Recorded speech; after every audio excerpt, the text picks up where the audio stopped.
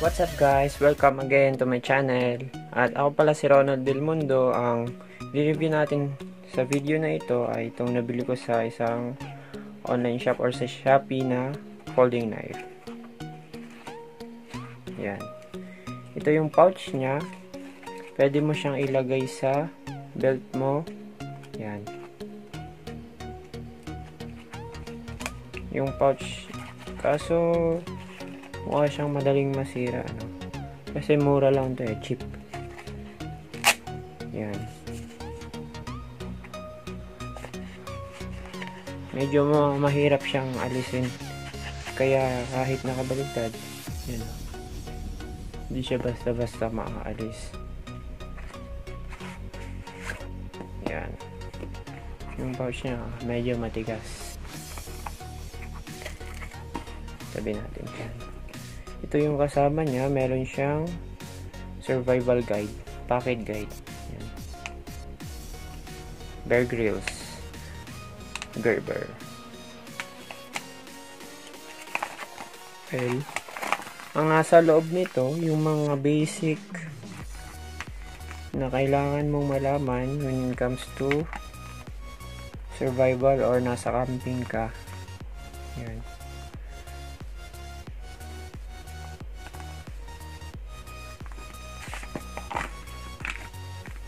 Yan. Paano gumawa ng fire, location, signaling, shelter, clothing. Yan. Navigation, snares or traps, knots, knot tying, nandito rin, mga basic. Yan. It's only a guide. Guide lang siya, no? Tsaka meron siya ditong ruler around 10.5 inches. Dito naman centimeter. Ayan. Ito yung kasama niya.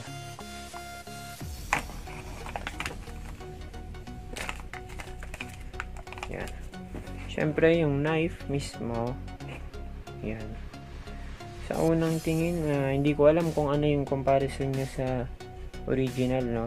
Kung mayroon ba silang pagkakaiba ng original dito. Knock off kasi ito or yung fake or class A na sinasabi nila. Pero ito fake. Mura lang to. Yan. Yan yung blade niya.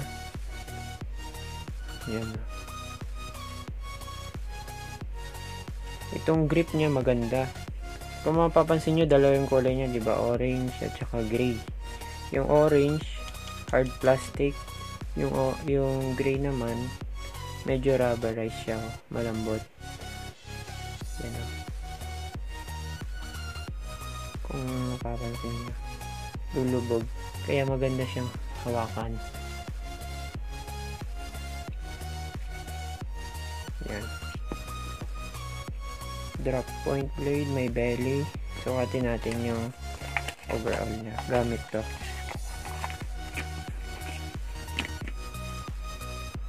Overall length nasa around 8.75 inches yung overall length ng blade, at saka yung pan naman niya, blade length niya around 3.75 inches with belly, ano. Yan.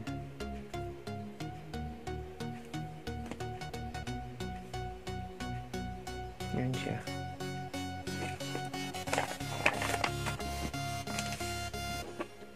Sakto lang din yung bigat niya, hindi siya ganun kabigat. Maganda siyang gamitin for camping. For camping purposes, no? Pwede siyang gamitin.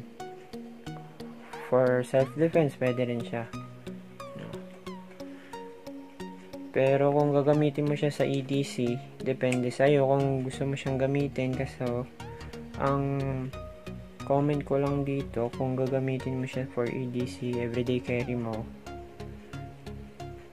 yung kulay niya, para masyado siyang matingkad, no? Orange. masyado siyang matingkad compare sa black or gray na mga knives. Bali, ito kasi yung everyday carry ko na Spyder ko. Knock off din to. Compare mo, yan o. Compare natin orange black or orange gray versus silver black. Well, depende sa'yo kung ito lang yung meron ka, pwede. At kaysa sa wala, no? Mas maganda yung meron ka kaysa sa wala kang dala. Ayan. Overall line, compare natin. Yan.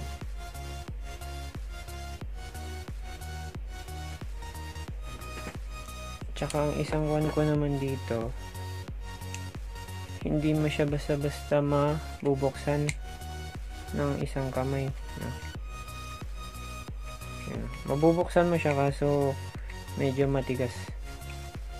Ewan ko kung ganito ba talaga yung build up ng nito or fake lang kasi siya kaya hindi siya ganun kapan. Hindi ko lang alam kung yung legit ba madaling buksan din. No, yun. Hindi naman tulad dito. Yun o, diba? Quick draw. Mas mabilis siyang mabuksan dahil sa design niya siguro. Yan yung design siguro ng Spyder ko kaya may butas dyan. At ano ba ang kanila? Comparison.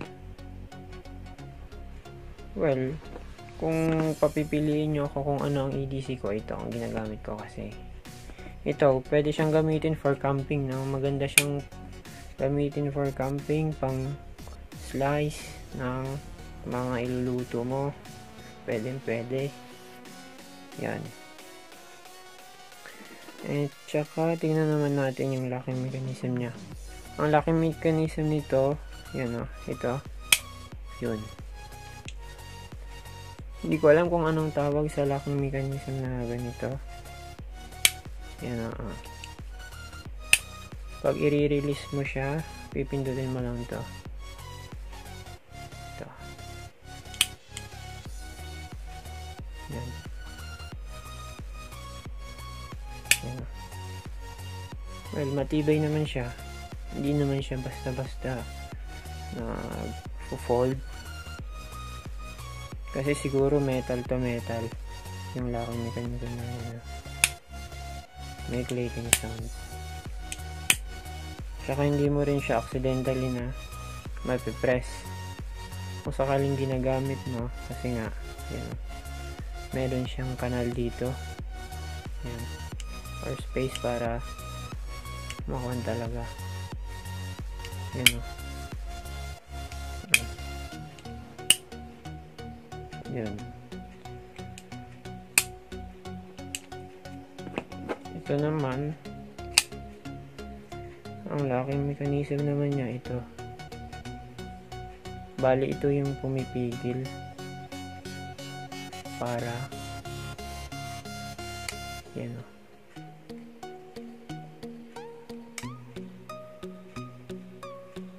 Yan.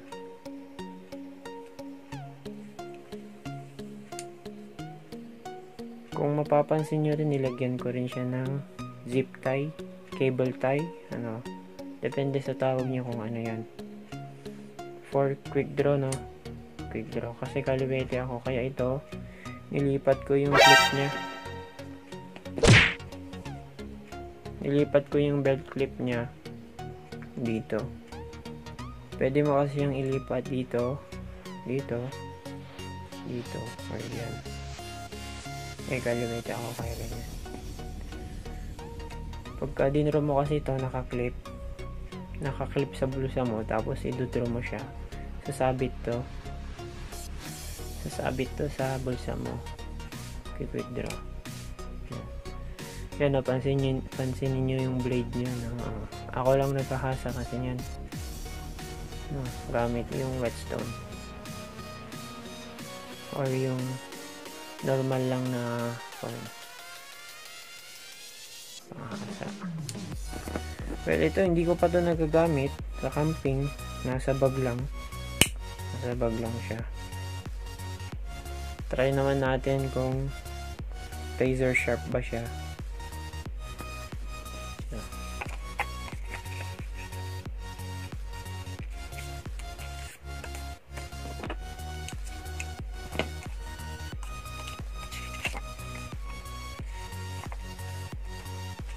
Yan. Compare natin dito.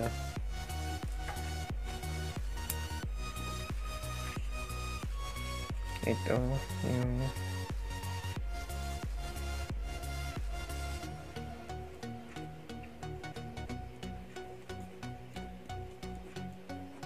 Gerber. Sa kabila naman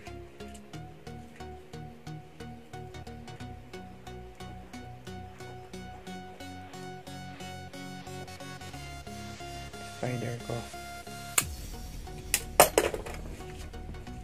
Yan. Okay, unahin natin to.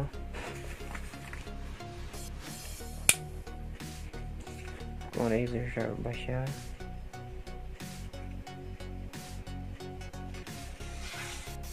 Yun. Pwede. Matalim. Matalim siya.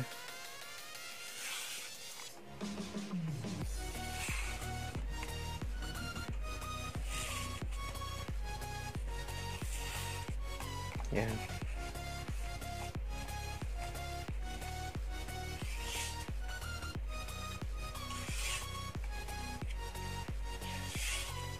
Yan o. Factory edge. Or factory sharpen. Ano ba? Gerber. Tapos meron siyang signature. Bear Grylls. Yan. Tsaka yung mga kon pala nito. Yung kanyang mga tornilyo. Ayan o. Star nut ba ang tawag dyan? Or torques. Yan. Ito yung cut niya. Matalas siya. Matalas. Versus to. Ito kasi ako lang nagkahasa nito. Ayan. Pangit no. Pangit kasi whetstone lang ang ginagamit ko dito. Ayan. Well, try natin kung okay ba.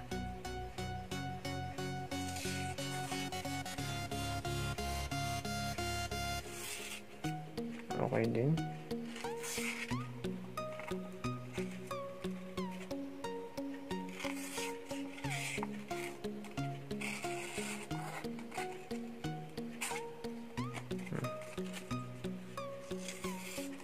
Try natin pabilog.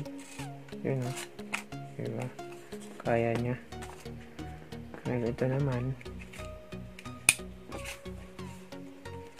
Matalas.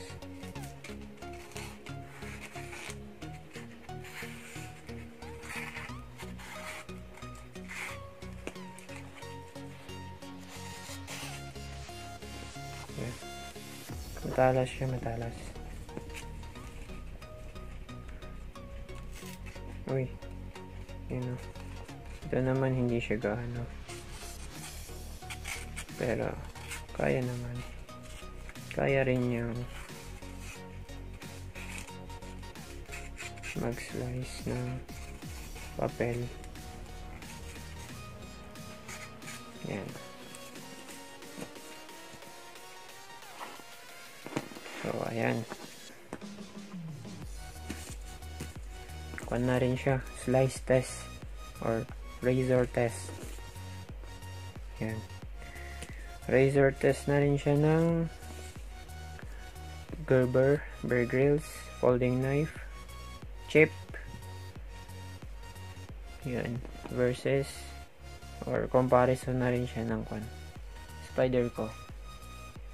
Cheap Spyderco. Nako, pareha silang fake. Tsaka yun. Kung may katanungan kayo, i-comment nyo sa baba.